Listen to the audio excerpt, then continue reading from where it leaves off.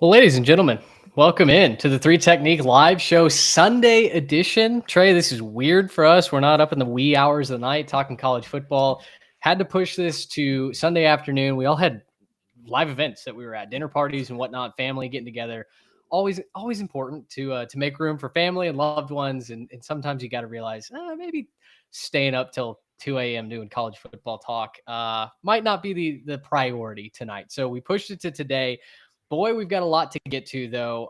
Fantastic evening for our Aggies. We had Memphis upsetting South Florida. The Big 12 is amazing to look at the standings after what Houston kind of quietly did after dark to Arizona State. BYU comes back. Just a treasure trove of football to talk about today. But I think without a doubt, you and I are probably the highest on this show that we've ever been, considering what Texas A&M did in Baton Rouge last night. I think that's a really fun place to start. Between that, the vibes from your new lobby music going in, I was dancing. I had to stop, make sure I stopped before I'm on camera. The cooler weather here in Texas, man. Like, Sure. How could vibes possibly be higher right now? Oh, it's a good time to be here at the Three Tech. We have new Jimmys and Joes join us every single week. I was talking to a couple of new guys that subscribed to the show this week, and I always appreciate when those folks send us messages and or reply to the episode and say, hey, finding you guys for the first time, love what you're doing, loved your take on this. Subscribed, you have a new listener, just because it's fun to hear what people like listening to. And I think we pride ourselves on the research that we do on the show, and we try and really have fair and balanced takes and talk about every team like they're somebody's favorite team. That was our credo this preseason, Trey. When we wrote a preview for all 136 teams. And so it's good to have new Jimmys and Joes climbing on board, even here week 9, week 10. So if you are new, if you're finding us for the first time via the YouTube live stream, maybe you're listening to the podcast later on in the week, follow along, hit subscribe, join the Jimmys and the Joes. Glad to have you with us. Trey, this episode, all of our episodes brought to you by Underdog Fantasy. Of course, you can use our code 3TechPod. Play just $5, get $100 in bonus funds right now. My lineup fell a little bit short this week.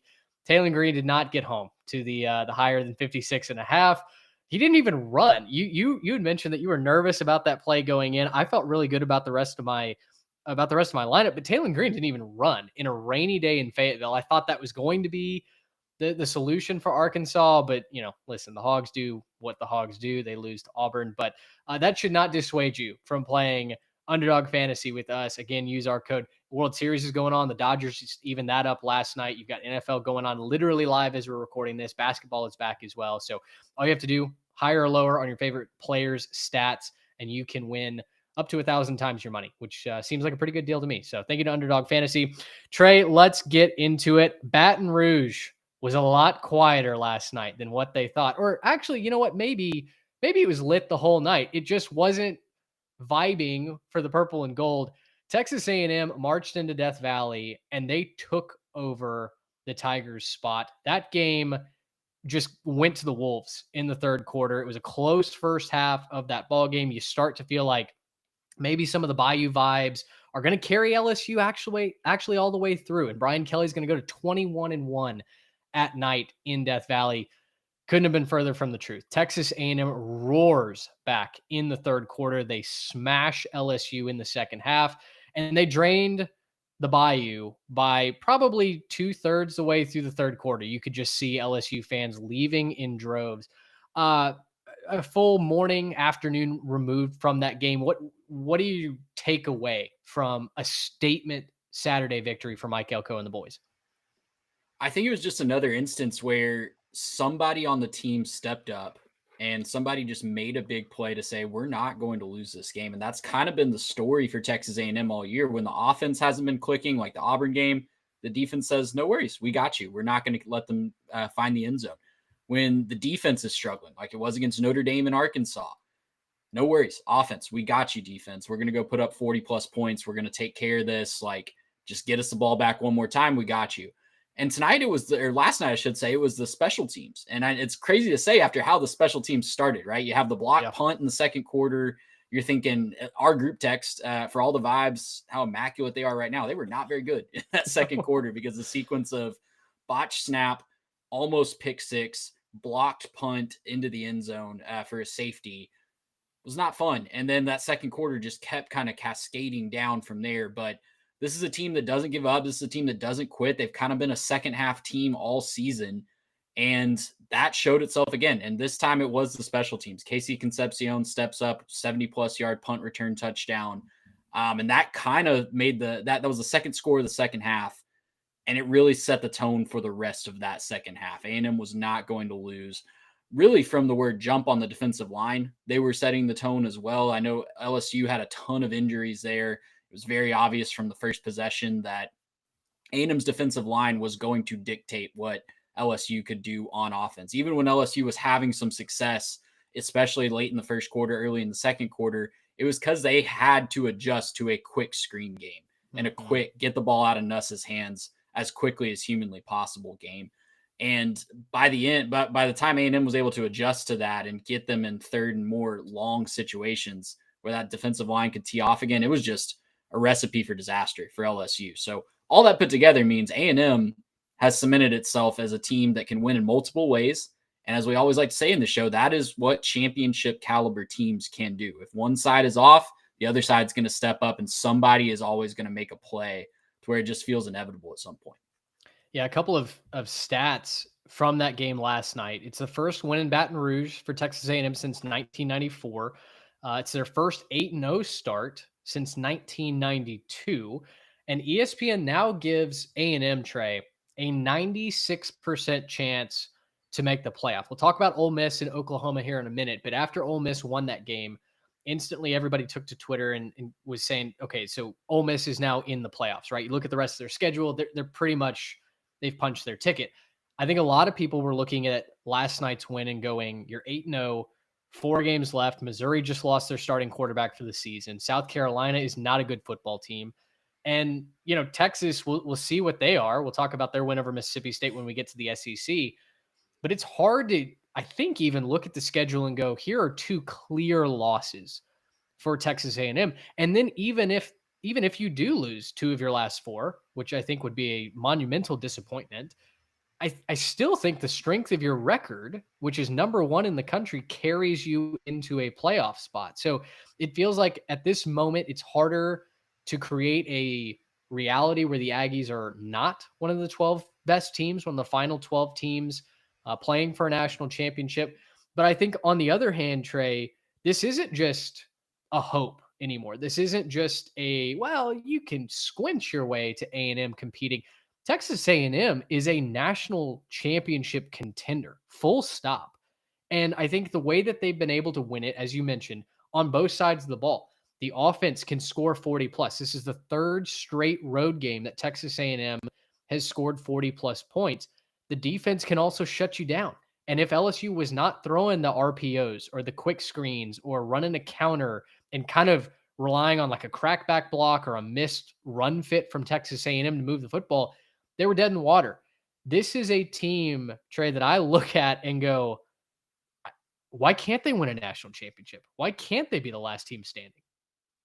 There's a couple teams in the Big Ten that'll have something to say about that for sure. But when we talk about just getting in the dance and setting yourself up for success, they're right there. They truly are right there. And I think some of the analytics still haven't caught up to A&M, right? I think you're looking at the power ratings that some people have, and they're a little bit further down. I know the SP Plus came out, and A&M's finally top 5 in the SP Plus this morning, according to Bill Connolly.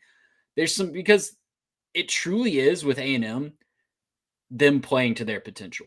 There's not another team left on their regular season schedule that can beat them without A&M beating themselves. And that's a crazy thing to say as you're going into November, but without A&M having the bust that they did against Arkansas, or having a game where they turn the ball over multiple times and give the other team free points, that's the only way that anyone still on the schedule is going to beat Texas A&M. So it's not impossible. I'm still not. I'm not sitting here as we go into the bye week thinking the Aggies are going to go 12-0. I still don't think anybody, especially in the SEC, is going to go 12-0. And whether that's a loss to Missouri, God, I hope it's not a loss in Austin to end the regular season. But if it's a loss in Austin with a really desperate Texas team, I don't know where it is. But that recipe looks like multiple mistakes from A&M and the other team playing A-plus football. Because you can't beat A&M, even if A&M's giving you a couple mistakes without playing A-plus football yourselves. LSU saw that. Arkansas saw that. Notre Dame saw that.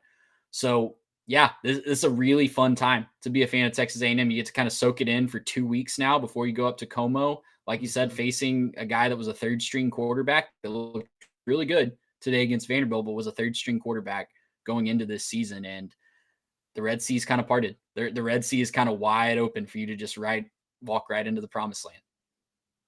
Well, it does feel like Elko has worked magic in College Station. And it's funny too. You know, we're Aggies, so we live this every single day. You mentioned the metrics catching up to Texas A&M. The internet is catching up to Texas A&M. Barstool SEC, who is a notorious hater on Texas A&M, and I know their admins change basically when one does something stupid and they get fired. But as a whole, the internet loves to clown on Texas A&M and their traditions, right? Barstool SEC put out a tweet that said, you know what? Maybe I've just been a hater, but all of a sudden, a lot of A&M's traditions are just straight up really cool. And maybe it's just that they're winning or whatever. But suddenly, when A&M is at the butt of the joke, it's funny to see how everyone goes, oh, you know what? That would be a lot of fun to be a part of, or that is, sure, that's pure college. So anyway, just funny to see that. On the other side, though, we have to talk LSU very quickly here because this team, Trey, came back to Baton Rouge to win a championship, right? They tried to do the Ohio State model where they brought all these seniors back. Garrett Nussmeier delays going to the NFL, and Brian Kelly's supposed to lead them to the promised land. 3 losses before November now, and this LSU team feels dead in the water. They've got injuries up and down the offensive line. Their quarterback is beat up and just playing on pure grit right now. Even then, he can't get the ball to his wide receivers accurately. The running game stinks. The defense didn't do anything to stop Texas A&M against an explosive offense. They were losing wide receivers in coverage. When A&M finally committed to the run late in that game, they couldn't stop them. I don't know what to hang my hat on with this LSU team anymore. And it feels like LSU doesn't either because per Matt Moscona, just a couple minutes ago, actually out of Baton Rouge, said changes are coming to LSU with a bye week and Alabama up next in 2 weeks. Kelly has lost all support within the program and changes are, quote, coming maybe as soon as today, Sunday, in quote. Where does LSU stand with Brian Kelly? The buyout's over $50 million still. It might even be more than that. He signed a 10-year deal when he first came to Baton Rouge. Like, what do you do if you're Scott Woodward? You got to make some move. You gotta come out with a public statement that says this is what we're going to do. If you're not going to fire Brian Kelly, which I do ultimately think that he is going to lose his job. I don't know if it's this week. I don't know if it's later on in the season. I don't know what the exact details of the contract, if there's something beneficial there to wait a little bit, but Scott Woodward can't stand pat, or he's going to lose his job himself. Sure. He might already be on the chopping block as well for signing LSU up for this ridiculous situation, which, by the way, if you know your history, this is not the first time that Scott Woodward has handcuffed an institution to a 10-year fully guaranteed deal. So, yeah, I think reports on the ground yesterday from some friends that I had that were in Baton Rouge for this one. I have one friend in particular that grew up in Baton Rouge, now goes to Texas A&M, and he said it was the worst vibes he's ever felt, even pregame. It was the worst vibes he's ever felt around Tiger Stadium before a big game. So, man, I don't know how you can keep a fan base, especially in an era where you need your fan base bought in to keep getting talent in there. I don't know how you can keep your big money people bought in with keeping Brian Kelly. We said from the first jump, wasn't our first episode on this show ever saying that Brian Kelly was a terrible hire for LSU and just speaking out against everybody and their mother saying how great a hire it was? It was never a cultural fit. He is not a guy that can win over people in South Louisiana. Ed Orgeron kept his job after a couple subpar showings because he had the cultural buy-in, right? And he won a natty, but he also had the cultural buy-in and he had the way of working with those people in South Louisiana.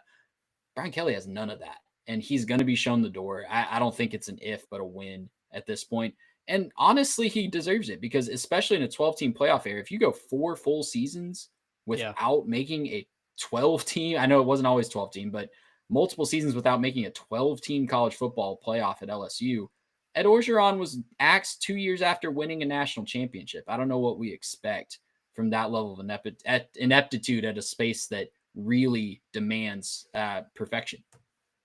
The poor vibes, the lack of any sort of statement win or identity to lean on, the fact that you had dozens of 4 and 5-star recruits there in person that amended their schedules, Trey. You had kids that were committed to Auburn that amended their schedule to be there for LSU. You had a couple of kids committed to A&M who went to that game on the dime of LSU. KJ Edwards is a 4-star running back committed to the Aggies. LSU's been trying to flip him for a long time, and they got him in person, promising, hey, you come here, you're going to see a comparison between the two programs. And boy, did he. And then finally, and I think that my favorite storyline that's come out of all of this, Texas A&M strength and conditioning coach Tommy Moffitt won 3 national championships, built 3 national championship teams in Baton Rouge for 3 different coaches. He was shown the door by Brian Kelly on day 1. And Brian told him, basically, you're too old school. We're not going to do it your way anymore. I want to go in a different direction. And it was a little bit of a culture shock, right? And Kelly dismissed and lost some other position coaches that had done great things for the purple and gold. It was a weird shakeup as soon as Brian Kelly got to town. My way or the highway. Well, Tommy Moffitt goes to Texas A&M. And what has happened, Trey, the last 2 years? The Aggies have physically dominated LSU at home and now on the road. Mike Elko mentioned in the second half, Texas A&M had outscored LSU something like 66-7 over the last 2 years. They had absolutely blown down the doors in the trenches, out on the skill positions. The Aggies were more physical. The Aggies were more determined. You saw that clip of Cash Howell yucking it up, talking to the freshman left tackle, just kind of letting him know, like, hey, you're in for a long night, buddy.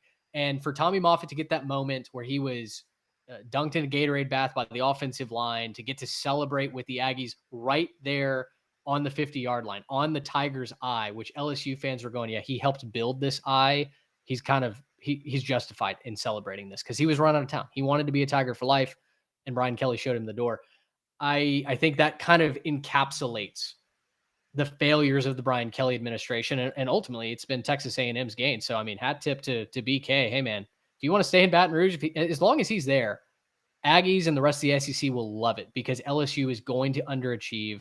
They will not be the purple and gold that most of us have come to fear over the last several decades. So, however long he's there, however long LSU kicks that can down the road and keeps the buyout intact, we're going to love it.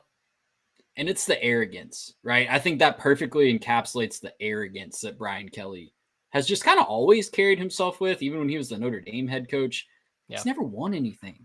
The dude's never won anything, but you'd think that he had Nick Saban's resume with the way that he carries himself and does things like that, just casting a guy that helped build that program to the curb. So, yeah, I mean, I know LSU fans can't wait to see him gone, and it'll be interesting to see who they go after if they do make a move, because it's that coaching carousel, man. It just keeps spinning and it keeps getting weirder and weirder. No doubt. We'll pontificate on that on another show, but let's go ahead and move to our next game in the Big Three. And this was an entertaining ball game in the afternoon window. Started out as a little bit of a blowout. Felt like, okay, the home team, they're putting the pieces together. And then BYU storms back in the second half. Trey wins 41-27 over Iowa State.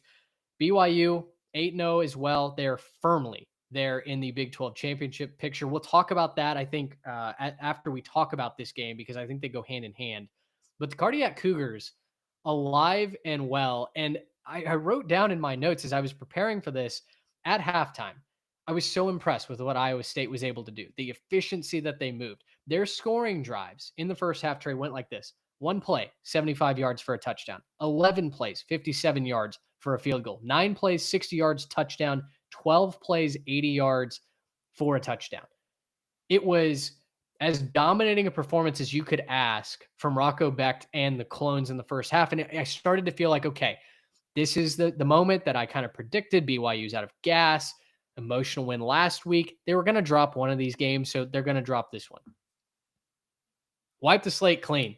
And the Cougars came out firing in the second half, massive comeback. They were forcing turnovers left and right. Parker Kingston was just running wild on the clones. I mean, tip to you. You called this. BYU was not going to slow down, and boy, they are right there now at the top of the conference and a favorite even to make it to Arlington.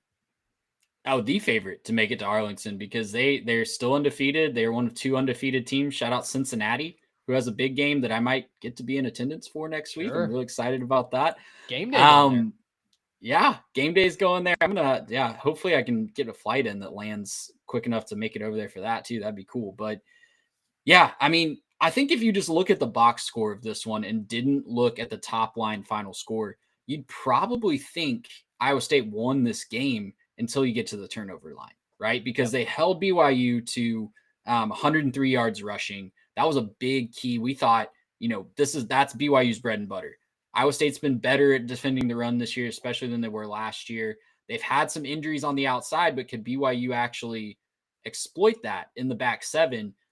And they did. They found another way to win. And BYU's game plan was to attack the outside, to attack the back end of that battered Iowa State defense.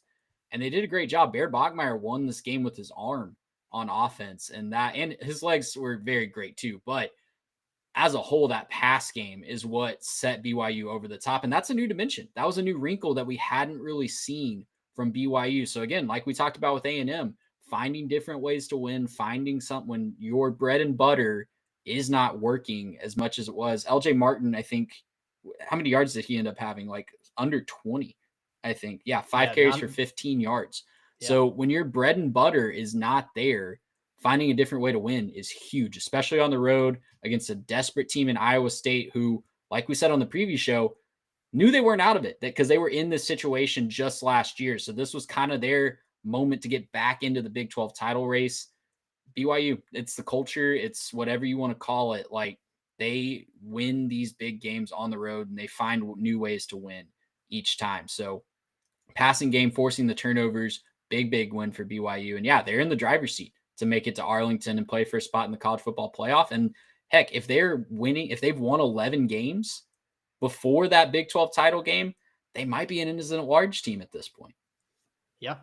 Well, and that's what Shahan Jayaraja was talking about during our midweek episode. He's got now 2 Big 12 teams officially making it.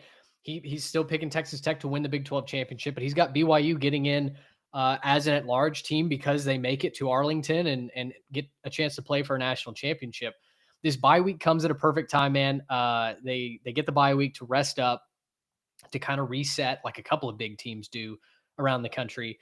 And then it goes at Texas Tech, which will be maybe the Big 12 game of the year. They host TCU. They go to Cincinnati, which might be the runner-up for Big 12 game of the year. And then they host UCF. So it's certainly the hay's not in the barn for BYU. But I think if this were our team, right, if this is anybody else's team that's 8-0, and you're looking at this objectively, yes, the schedule is difficult, but the way that you have found opportunities to take advantage of weaknesses from other teams, the way that you have converted down the stretch, you've come back now in a big spot on the road. You've found multiple ways to win, this time through the air as opposed to the ground. BYU's feeling like a very, very complete team. And sure, they've got 2 tremendous tests in front of them in Texas Tech and Cincinnati, but you find a way to go 1-1 in those. I think you're taking care of TCU and UCF. And BYU fans, Joseph Smith and the boys, I'll tell you what, they might be getting close to punching their ticket to Arlington, maybe booking a hotel, and maybe at Texas Live. That'd be a heck of a time. Yeah, I mean, we saw firsthand how well they traveled to Dallas last year, so we know there's a lot of people, a lot of BYU fans that can make it down to the Metroplex. So I think that would be a great scene. We might need to find a way to make it over there, especially if BYU's there. And I think for BYU, man, that's got to be such a such a cathartic experience too, to see sustained success, to see a freshman step up at quarterback, lead this team, the physicality, the toughness, the defense, still hallmarks of that program continue to click. It's got to be a lot of fun if you're a Cougars fan for sure. We'll talk Vandy, Missouri, but you know what? I want to kind of couple this with some of the Big 12 storylines. So if you'll do me that favor, come with me to Houston and Arizona State. Houston wins 24-16. Cincinnati also knocks off Baylor 41-20. The headline that I think most people woke up to was the Houston final score. It's the first top 25 road win since Major Applewhite did it in 2017. Um, Arizona State lost Sam Levitt during this game again to injury. Jeff Sims had to step in. Obviously, that didn't go well, but Arizona State did make a comeback. I think Houston was up, 24-0, right? And Arizona State roared back, puts it within a one-score game, kind of a little bit of a closing snafu. Houston not running out the clock, missing a field goal, and giving Arizona State a chance to try and pull off a comeback. But you look at the box score, it's not pretty for Houston. Connor Wegman doesn't just blow you away. I think he had like 200 passing yards. But this is another team, Trey, that we liked them coming into this season. We liked a lot of the pieces. Willie Fritz has the guys overachieving and playing a very complete style of football that now is traveling on the road.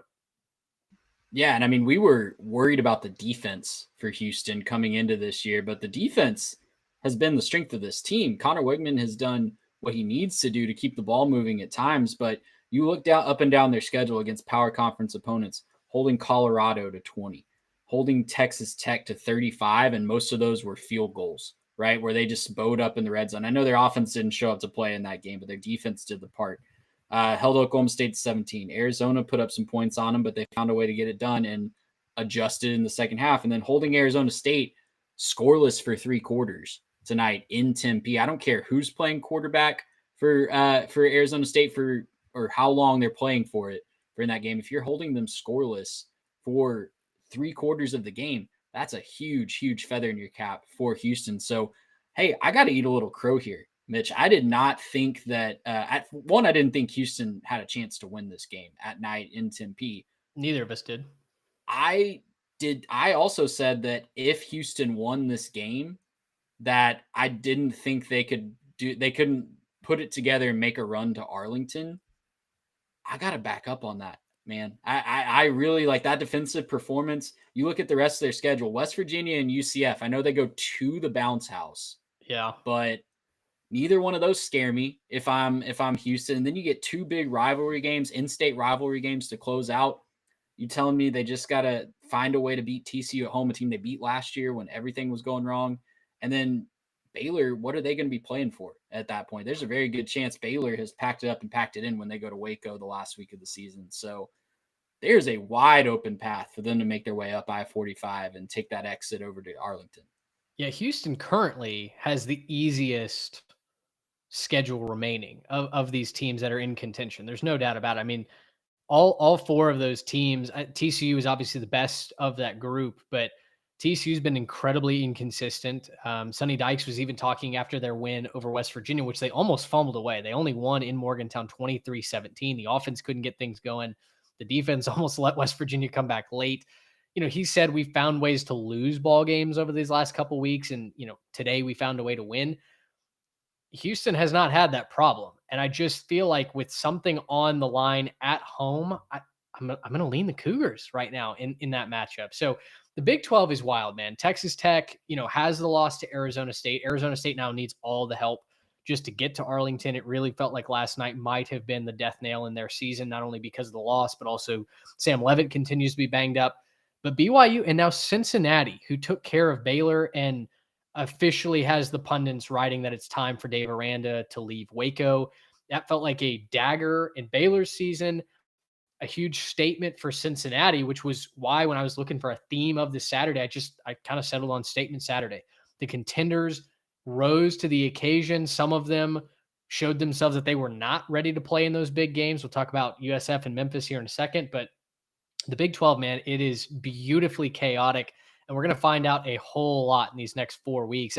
I don't know that I feel confident predicting either of the two teams to make it to Arlington. It feels that wide open. Let me unmute myself. That would help. Yeah. You know what game is going to be fascinating next week, Mitch, that I'm not supposed to talk about? Kansas State. Who's Kansas State hosting next week? Do you know? I They're don't hosting actually. Texas Tech next week Oh, in Manhattan. 2:30 kick. Could go a long way in deciding who makes it to Arlington. That suddenly, especially with Baron Morton, we'll see if he's back. Texas Tech obviously took care Tech obviously took care Oklahoma of business against State. Oklahoma State, yeah. But still, yeah, very, very interesting for sure. I don't think Red Raider fans are comfortable going to Manhattan, seeing the way that Kansas State just beat up on that Kansas team on the road. All right, back to kind of the headlines. We'll go through these quickly. Vanderbilt 17, Missouri 10 in our other SEC game of the week. It was a 3-3 ball game at half. And it did feel like it paid off your Spider-Man meme, Trey, where both teams were so similar that they defended each offense like they do in practice. They were like, oh, yeah, I've seen this all week. We've been practicing against this for months now. Since July, yeah. Yeah, neither offense could get any sort of momentum going. Vanderbilt eventually breaks through a couple of big run plays. Diego Pavia didn't really do much of anything in this game, rushing or throwing the ball, which was weird. When I heard in the post-game press conference, they were asking him, hey, do you feel like you deserve the Heisman? Like, well, let's get to like 150 total yards of offense before that was a pre-written question earlier this week that was going to be asked no matter what. Yeah, really, really bizarre spot. The headline for me, though, unfortunately, is Bo Pribula is done for at least the regular season. That's all the reporters were, or that's all the school, I think, was willing to commit to. I guess technically, if Missouri made the playoff, he might be able to come back, but he got folded up on his left ankle trying to run it in on a 4th and goal, I think, from the 1. Gets bent backwards. The ankle gets rolled up on snaps. I'm not exactly sure what it was, but carted off the field. And it really feels like Missouri's hopes of anything bigger than a 9-3 season this year might have gone away with Pribula on that injury cart. Yeah, it's really unfortunate because he had been such a fun, dynamic player to watch this year. And yeah, I think the fact that they were in that position, playing a game that stylistically was so like the Spider-Man meme, like you said, it's just so unfortunate. You knew that Vandy would probably find a way to win this one after that injury went down, but Matt Zollers or Zollers, I'm not sure how to pronounce it. I was watching this game on mute for most of it. Zollers. So he came in and played really well. I know sometimes when the backups come in, the other team's just not ready for the film, and that does change the stylistically, right? With what Mizzou wanted to do with Pribula versus Zollers, but he looked fine. I mean, I think there's still a lot of talent on this team. There's a good defense. Obviously, the defense for Mizzou and Vanderbilt, but Mizzou's defense through all those injuries, holding Vanderbilt down to just 17 points is another big story for me. So I'm not quite ready to count Mizzou out yet. I think they do have the defense that can make life miserable for a lot of teams in this conference, and they could still find a way to a couple more wins this season and put themselves still in that conversation. Yeah, I'm pulling up Missouri's schedule right now. They're on bye this week as well. Then they'll host Texas A&M. They'll host Mississippi State. They'll travel to Oklahoma, and they'll travel to Arkansas to finish out the regular season. Sitting with 2 losses right now. We'll see what happens. It feels like Texas A&M should be a big favorite going into Missouri. But then again, I think the blueprint for beating Texas A&M honestly is on the ground. If you can find a way to establish the run and get the safeties up into the box, that I think is what is going to give you a chance. We've seen teams in the first half against the Aggies throw against those corners when they have to be bumped off in coverage, soft coverage. That was how Arkansas almost did it. So I think you've got to get the Aggies into the box. If Zollers, however you say it, can do that, which he did look fine slinging the football. I was impressed with some of those throws that he made, especially cold off the bench, right? I mean, immediately into the game. I liked what he did, but it's going to be an uphill battle for Missouri, no doubt about that. All right, last game before we'll go conference by conference, and This one was tough, man. If you were a fan of USF, if you were excited to see them go to the college football playoff and put that roster on display, you just saw a devastating blow to not only their chances, which they're going to need help at this point, but maybe the Americans' chances as well, depending on how these last 4 or 5 weeks shake out, as the Memphis Tigers win 34-31. In our pre-show meeting before the preview episode, we decided against this as the slept on game of the week, our G5 game of the week, because we didn't know the status of Brendan Lewis going in. Well, he was able to play and he looked fantastic against USF. Really buckled down, especially in that fourth quarter. It was a 14-point comeback, 17 unanswered points in total from the Tigers in the fourth quarter. And it hands USF their second loss on the season. So now, if you're the American, man, I don't know who you're rooting for at this point, because your bell cow just went down. Yeah, the standings are a mess. You've got Tulane up there. I guess you're rooting for Navy because they're the only undefeated team left, and they go to North Texas next week. That's going to be a fascinating game to see. So it's really interesting. I still think because of the wins that the American has racked up, you're still going to find a way to get the American champion in, unless something weird happens where they literally have 3 losses or something like that, which is possible because these teams are going to beat each other up at the top. But you think about when you compare him to like a James Madison, right? James Madison kind of been squeaking by a couple of teams. They've opened it up in the second half the last couple of times out, but just don't have that marquee win that a team like Tulane could boast. Tulane beat Duke, right? James Madison went into Louisville, played a tight, close game, but ultimately came up short in that one. Maybe if you're comparing a 12-1 James Madison to a 13-0, well, if Navy goes 13-0 and beat Notre Dame, then that's a moot point. But they're in. So yeah, I mean, I don't know. That's a long way of saying I think the American champion is still going to have a lot of good graces, because when you compare to the other conferences, I don't think anybody in CUSA is going to make a statement. Definitely not anyone in the MAC. If you look out west, if it's Boise State that comes out of the Mountain West, well, they lost to USF on the field. So I think the American is still in okay shape to get that bid this year, unless they just all beat each other up and give each other way too many losses, which is still on the table as well. Yeah, Boise, I think, is the only team out of the Mountain West that I can think of off the top of my head that even has a chance. San Diego State, maybe.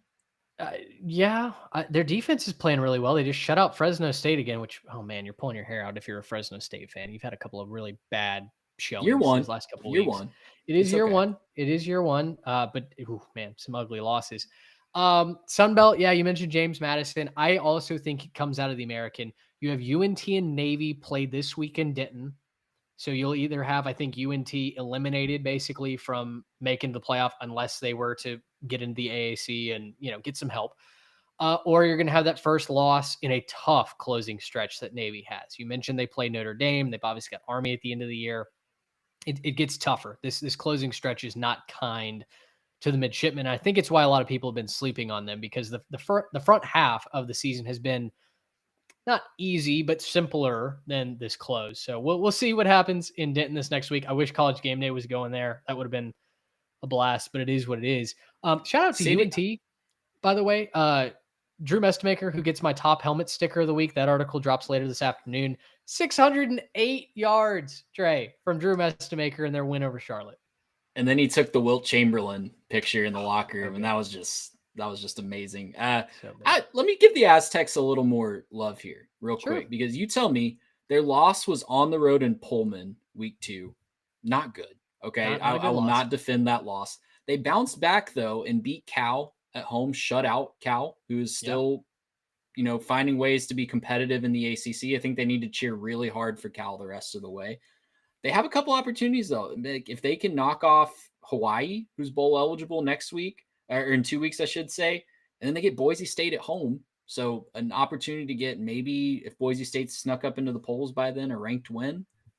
I could see a path for San Diego State. I think outside of the American, it's San Diego State, Boise, and James Madison that you're really looking at as the ones that have an actual opportunity.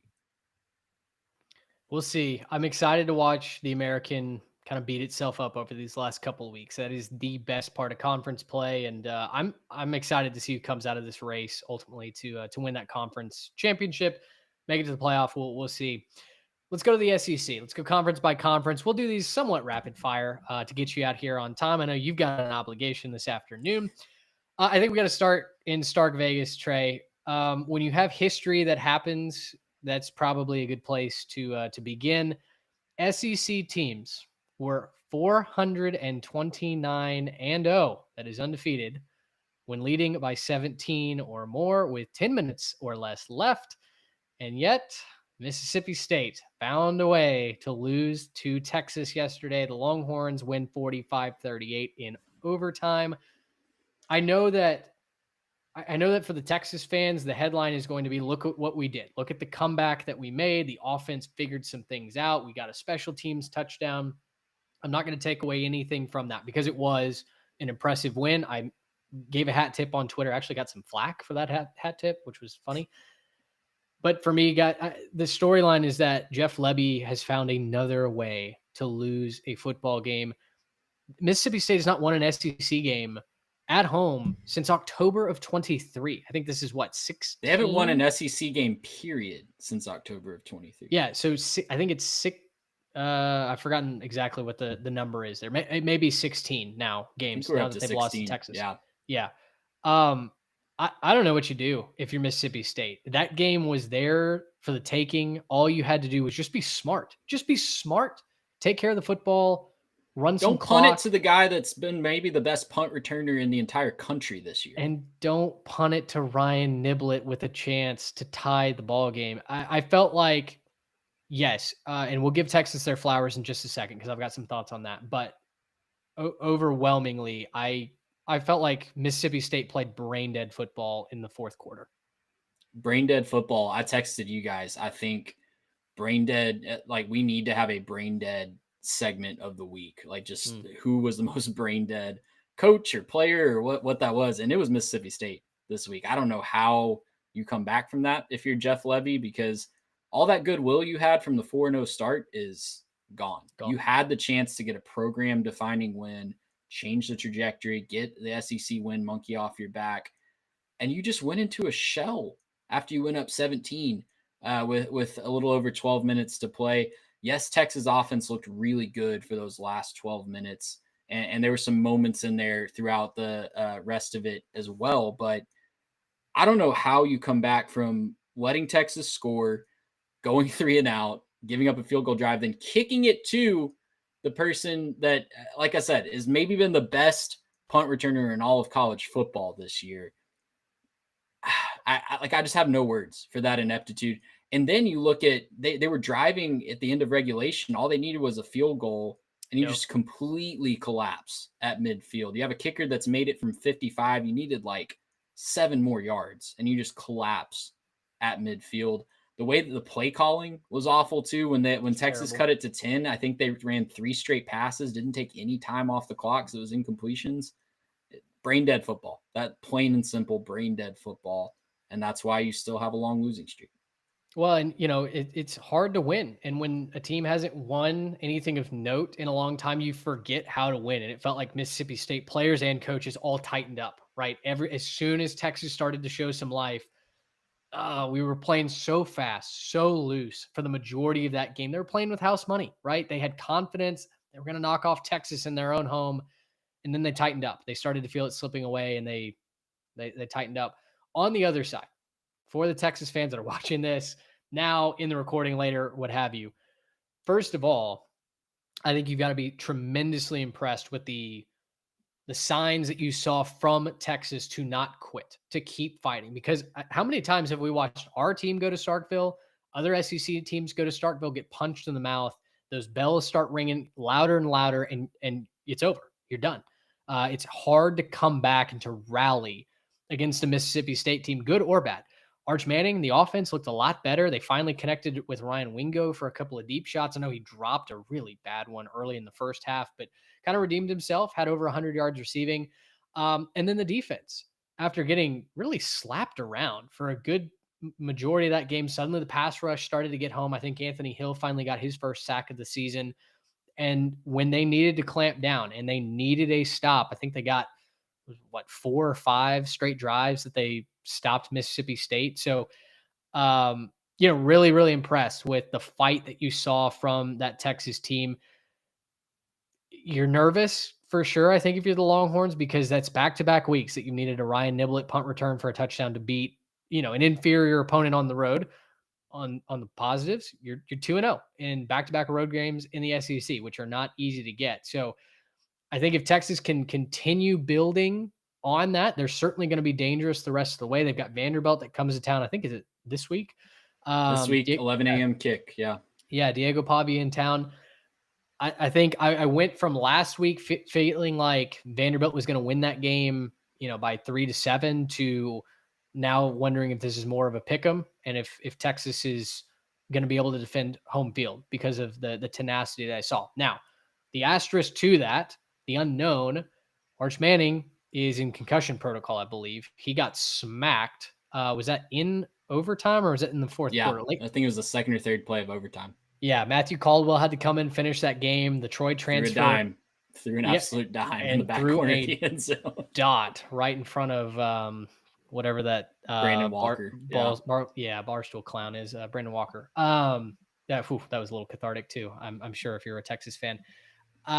So Caldwell may be the starter against Diego Pavia. We'll see. Arch did not know where he was walking off that field. He couldn't have walked a straight line if you paid him. So we'll see what his injury update ends up being. Certainly hope he's okay. But the Longhorns survived to fight another week in the SEC, keep their playoff hopes alive. Alabama survived South Carolina as well. Cocktober is now 5-11 since its inception. So, good job to everyone that keeps pushing that. Maybe the real Cocktober was the friends we made along the way. I think so, because South Carolina just went 0-3 in the month of October, which is not good for business. Quick thought on Alabama. I thought their defense obviously looked good. South Carolina doesn't really put up a ton of fight offensively. They got some points early, but Alabama's offense, a couple offense drives. They did. They South had a couple Carolina of had a couple drives in the second half too. Yeah, Alabama's offense though, when Simpson's off, they don't have a running game to lean back on, and that is what makes me nervous about the Crimson Tide. Yeah, Ty Simpson missed a couple of throws. Really looked mortal for the first time this year. And if you're going to look mortal, Williams-Brice Stadium is not a good place to look mortal because that crowd can come alive and feast off of it. But credit to Alabama for actually winning the game. Couldn't say that last year. This is a game that they probably lose last year and did lose in week 1 this year. But yeah, I think this is a team. I think they were really in a spot where they – of course, they're coming off the long run of playing ranked teams, go into Williams-Brice. It's not a night game where you can kind of feed off the energy, and it's more of a nervous energy from the crowd. So, yeah, I credit Alabama for finding a way to win that game. I don't know why Jeremy Bernard scored. I don't know why he didn't go down at the end of that game. I was literally screaming at my TV for him to just go down so they could run out the clock. But, hey, it worked out. They got the stop they needed on defense, and they're still right there. No conference losses, and looking good to get to Atlanta. Ole Miss beats Oklahoma 34-26. This game was in doubt for a long time. It had massive swings, right? It felt like Ole Miss was controlling it for a long time. And then suddenly here come the Sooners. Their defense gets a couple stops. Mateer scores. You feel like, okay, nope, Lane Kiffin is going to do the same thing back-to-back weeks. This is why he's not very good on the road. But Ole Miss, even despite some kind of boneheaded play calling from Lane Kiffin, ends up getting an impressive win on the road against the Sooners. Ole Miss, as I said off the top of the show, it kind of felt like this was their ticket punch into the college football playoff, right? This was the last big test that I feel like they needed to answer in order to convince me, maybe you, and a lot of other people that this team can go to the playoff, can compete, and, maybe be on track to win a national title if everything goes right. Yeah, I mean, this was the first ranked road win over an SEC opponent for Lane Kiffin his entire tenure at Ole Miss. And I wrote on Saturday Storylines that was the last thing. 2 weeks in a row, I got to write that was the last box to check on his regular season resume at least. So kudos to him for getting that off his back. I don't know what I'm going to write about for the next Ole Miss game now because that's kind of been the storyline I've been banking on. But kudos to him for silencing that doubt. Big win for Ole Miss. You mentioned the rest of their schedule. South Carolina at home next week, the Citadel at home the week after that. They host Florida on the 15th of November. They have a bye before the Egg Bowl to close it out. The Egg Bowl is in Starkville, but even if you, just chalk that up to rivalry craziness, they really have to fumble a bag to miss out on the playoffs. You tell me they have to lose 2 of those last 4. I don't see it happening. The only thing that I could see them missing is if they go 10-2 and there's just a plethora of 11-1 or other 10-2 options, and the committee starts to look at the schedule and go, yeah, well, you didn't really challenge yourself out of conference. You didn't really have the toughest SEC schedule and you went 10-2 against it, but they're going to be in the playoff for all intents and purposes. And that's a big feather in Lane Kiffin's cap. And real quickly, I think it means he's probably going to stay in Oxford. I said this in our group text about, that's my hot take. Everybody's wondering where Lane Kiffin goes. If I had to bet money on it right now, he's going to be coaching in Oxford, Mississippi next year. Because is he going to leave in the middle of a playoff run, or is a team going to wait until they're done on New Year's for him to be ready to come coach? I don't think so. A lot of rumors swirling about Lane Kiffin. Obviously, a lot of advantages though if he stays in Oxford. He did the "I'm not leaving" sign basically to the Ole Miss faithful that traveled to Soonerland yesterday. So I agree. I think we've all just shipped Lane off to name the school here. I do wonder if he stays at Ole Miss though, because if he's getting to the playoff and he's winning, then why leave? He's got it made in the shade right there. In a year where it was supposed to be a rebuilding year. It was the year after the year, right? Yes, it was. Yes, it was. I think he'd be a fool to leave Oxford, honestly. I think he has everything he needs there. Yeah. Auburn beats Arkansas. Yay, Hugh Freeze. You got an SEC win. Good for you, buddy. 33-24. Arkansas stinks. I'm sorry that I gave them out as a lock because, that just didn't work out. Jackson Arnold did get benched, and Ashton Daniels replaced him after a terrible pick 6. Actually, offense looked okay after Daniels came in. So Arnold should not see the field again for Auburn if they're serious about winning any games this year. And then Tennessee got in a shootout with noted offensive powerhouse Kentucky, 56-34. Tennessee's defense is bad this year. I think it's going to keep them from doing anything of note. Move over to the ACC. We'll go quickly through these. We'll talk about Georgia Tech here in just a second. Virginia is the best 7-1 team that either you've never heard of or the worst 7-1 team that you have heard of, depending on which way you lean. They beat North Carolina by 1 in overtime, and I mean it was inches away from losing that game outright. North Carolina went for 2, didn't get it. Chandler Morris was banged up again in this one, so health is a real concern for the Cavaliers. Wake Forest beats SMU 13-12. I feel like I get partial credit for this, Trey, because I kind of fed you, take Wake Forest outright. You're on them with the points. I got you to commit to them on the show. They do win outright. That was the ugliest game of Saturday. There were 7 combined turnovers in this. SMU, when they fall apart in nuclear fashion. They are an imploding star when they fall apart. Yeah. And can we just talk about how Wake has gone from no defense to maybe one of the low-key best defenses in the conference? Yeah, metrics under Jake Dickert. Yeah, it's been awesome to see that transformation. So, bowl-bound Wake. We rumble on another week. Louisville wins by 14 over Boston College. Miami gave up the first score of the game to Stanford and then hung 42 straight in the worst uniforms you'll see this year. Pitt beats NC State 53-34. Mason Henschel over 400 yards and 5 touchdowns again. Eli Holstein is about to be fluent in the transfer portal as he will leave for the second, I guess, to his third school. And then Virginia Tech in a Friday night thriller. Boy, if you stayed up late on Friday night, you got treated to that one. The Hokies run for 356 yards against Cal. It did not feel like they were going to win that game hardly at any point at all. And then they kind of found their way into that one again. Kyron Drones leads a nice little comeback effort there. But to Georgia Tech, who I just wanted to kind of give their flowers, 7th in the country as of yesterday. I haven't seen what their update is in the AP poll. Maybe they just stayed put. But they beat Syracuse 41-16. Georgia Tech is now 8-0 for the first time since 66. They're 5-0 in ACC play for the first time ever. And Trey, this schedule, I mean, I think we can start talking about Georgia Tech as one of those 12 playoff teams. They're at NC State. They're at Boston College, which NC State could put up points, but their defense can't stop anybody. Boston College is just bad. Pitt is a difficult game, but it's at home. And then they'll play Georgia to finish out the regular season in Atlanta, which I think could be a spunky game. We saw what they did last year. So with that, like, how confident are you that Georgia Tech has punched a ticket to the playoff? I can't quite say that yet, just because I don't know how the committee is going to treat the second, or they'll probably go into the ACC title game with only one loss max. But Yeah, I still think this is a team that could stub their toe somewhere we're not expecting. They've played some don't close say games. that.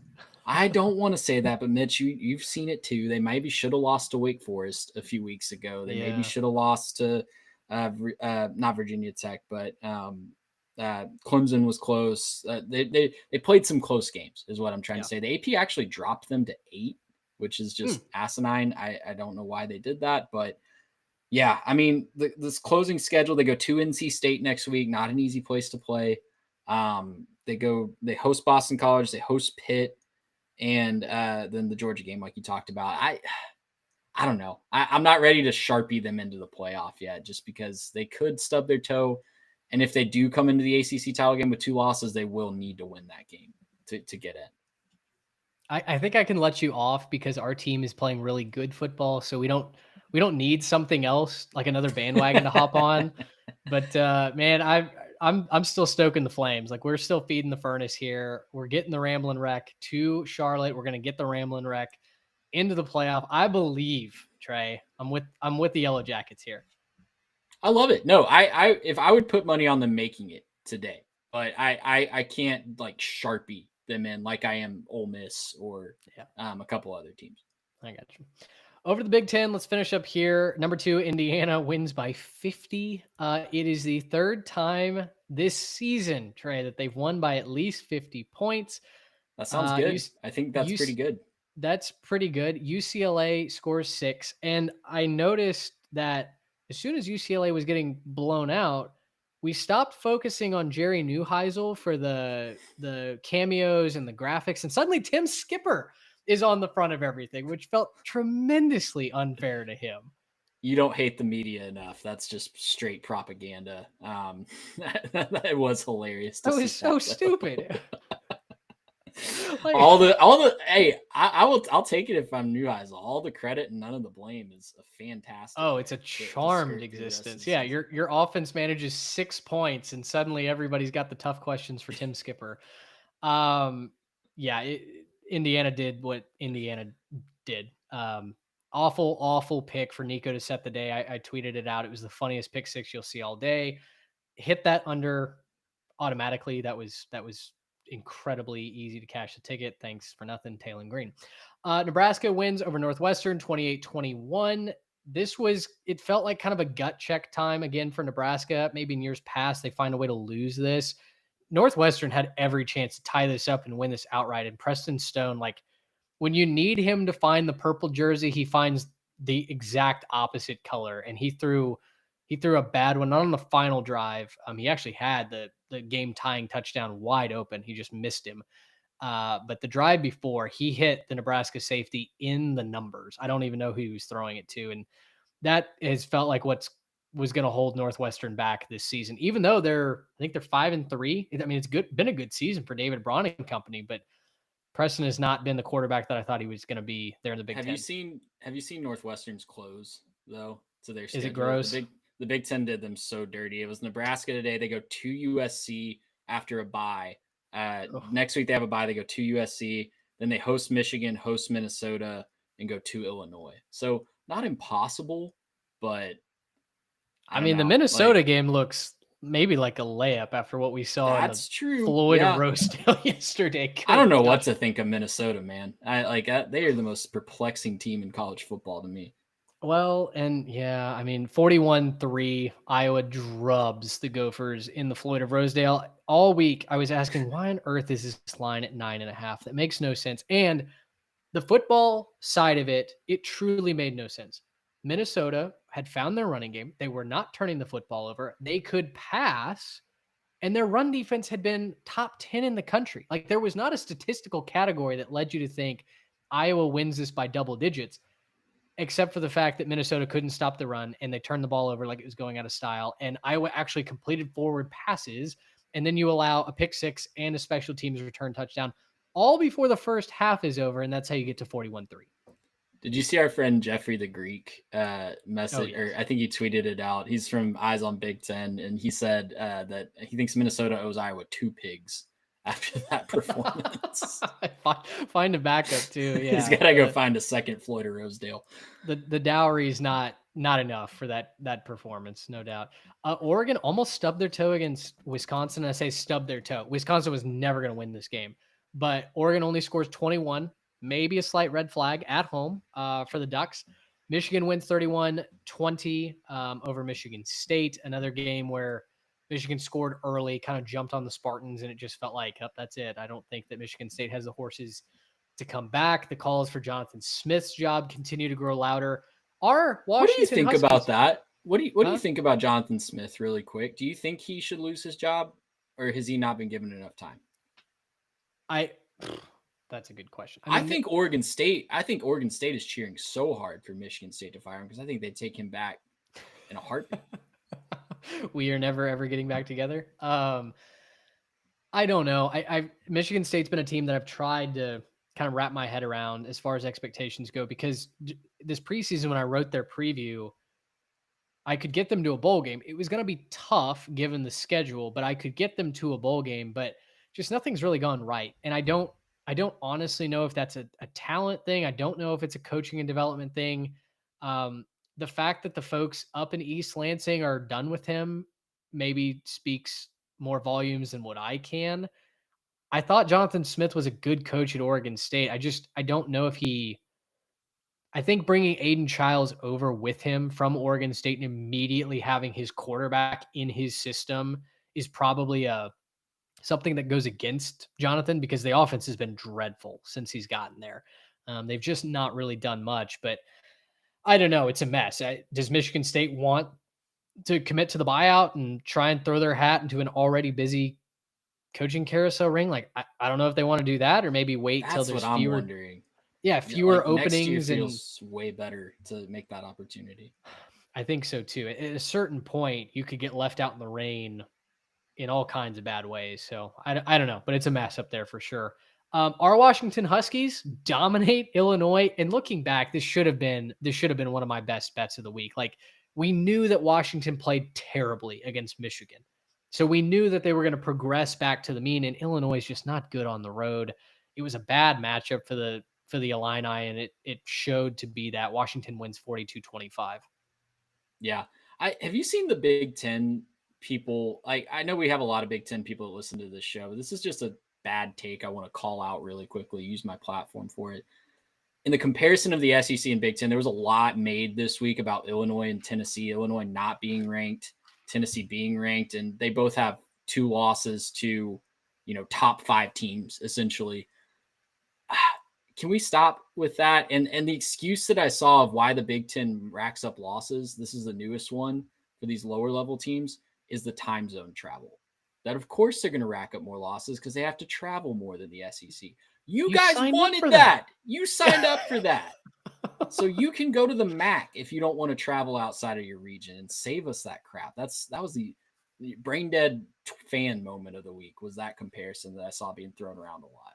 Yeah, I don't know how on the business side you say we're a national conference, so we deserve, the biggest piece of the pie. And then when it hurts you, but of course we're going to rack up more losses because we have to travel across 3 time zones. Shut up. That's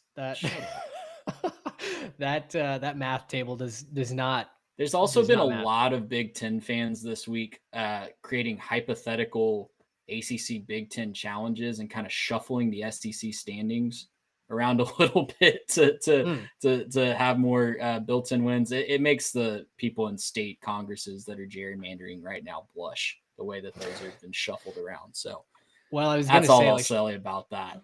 Well, Shahan did talk about it on our midweek show, how the Big Ten went from saying, "Oh, we'll have 5 teams in this year," right? Like, we're doing you a favor by going to insert model here because that means you guys get more. The Big Ten might get 3 teams in the playoff Maybe. this I'm year. not sold on Oregon still. We haven't gotten to them yet on this list. 21-7 over Wisconsin. Everybody gets a stinker, but what does Oregon exactly prove this year? That they're not going to go. I think they play at USC, or maybe they get that game at home. I can't remember. They still have No, USC and Washington. I think it's at USC. I think it's home against Washington.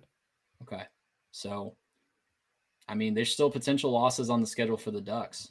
They go to Iowa. I know that. Yes, and that is a game that I proclaimed from the.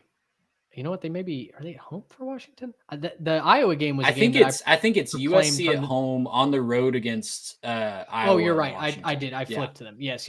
At home. The week before Thanksgiving, and then rivalry week. It's on the road at Washington. You're right.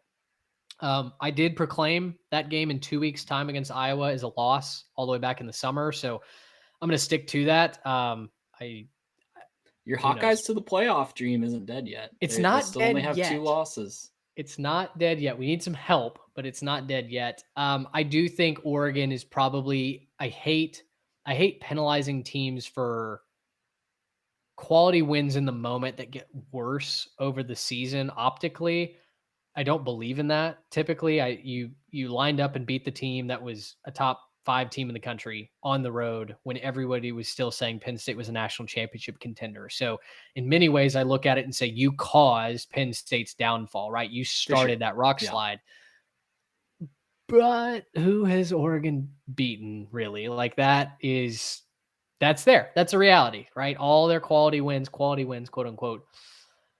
They're not looking so quality. And the one team that you had a chance to really stack your resume up with, well, you should have gotten beat by 17 in your own building to Indiana. So, yeah, I'm with you. Some good stats for Oregon, not this week. Wisconsin holding them to 21 was an eye-opener for sure. So, all right, well, let's wrap it there. We've got our preview show that we'll record tomorrow night. It'll come out Wednesday morning per usual. So we've got a lot of college football to talk. Any overflow thoughts, I'm sure we'll put into our preview episode. Chat was lively today. Thank you guys for hanging out with us on this Sunday afternoon. We're excited for week 10. Our team gets a bye, which means it's just a very relaxing weekend of college football. I guess you're going to be on the road, maybe covering that Utah game for us. We'll see. Might be at Rice-Eccles Stadium. If you're a Utah fan, give me some recs for Salt Lake City. I'll be there for a few days this week. That's right. For Trey Reeves, I'm Mitch Mason. Thanks so much for hanging out with us. Until